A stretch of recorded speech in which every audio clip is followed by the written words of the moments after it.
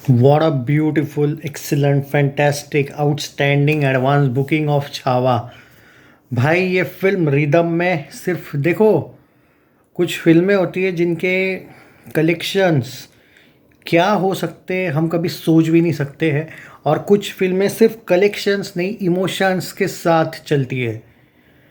छत्रपति संभाजी महाराज जी सिर्फ महाराष्ट्र में ही नहीं, पूरे भारत में, इनफैक्ट ओवरसीज़ में भी। अब ये गल्फ़ कंट्रीज़ की बड़ी जलेगी, मुग़ल है ना वो सब, तो उनकी जलेगी इस फिल्म से। बट बाकी जगह पे, वहाँ पे तो शायद ये बैन नहीं कर देंगे फिल्म को, या फिर किया भी होगा, मैं भी पता नहीं मुझे। तो कहने का मतलब ये है कि सब जानते हैं उनको, शिवाजी महाराज जी को जानते हैं।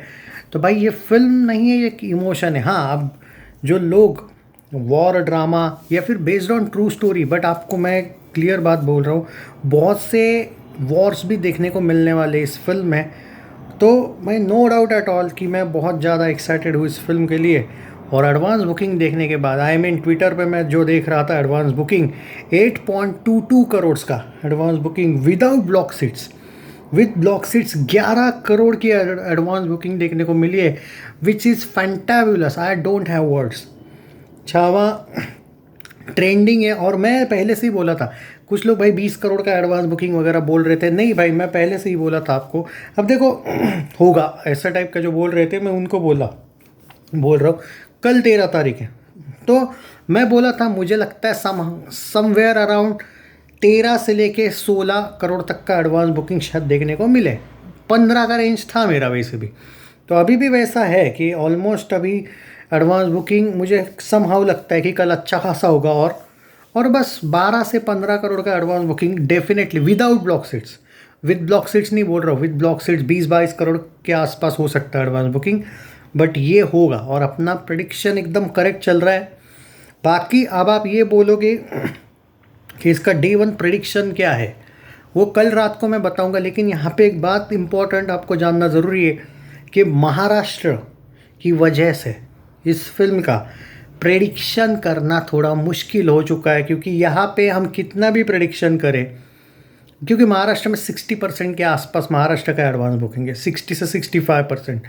तो यहाँ पे वॉक इन ऑडियंस भी तगड़ा आएगी। मतलब हम जो भी प्रेडिक्शन करेंगे वो पहले दिन का तो कम से कम गलत हो सकता है, अच्छे मार्जिन से, क्योंकि इसका क्रेज़ ही कुछ अलग है।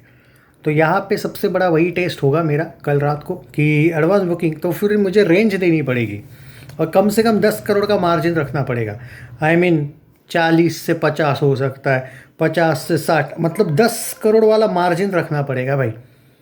30 से 40 हो सकता है एक रेंज।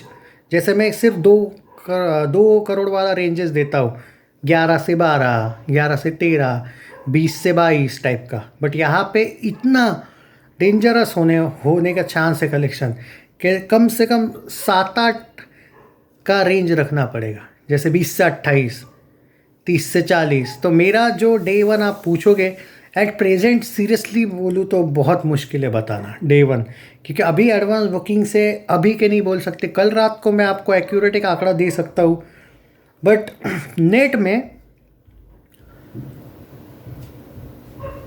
35 से 40 करोड़ का नेट में डे वन एक्सपेक्ट करता हूँ पहले दिन का, कम से कम। जो भी उससे ज़्यादा ही कर रहा हूँ, मैं उससे कम नहीं एक्सपेक्ट कर रहा हूँ। 35 से 40 एक रेंज। अभी देखो यार, ये रेंज चेंज होगी कल, इसलिए मुझे एडवांस, जब आप प्रेडिक्शन मांग रहे हो ना, अभी मत मांगो। कल रात को मैं एक्यूरेट प्रेडिक्शन करने की कोशिश करूँगा। मुझे और एक दिन का एडवांस बुकिंग एग्जैक्ट जानना है, क्योंकि ये प्रेडिक्शन 50+ जाएगा नेट में।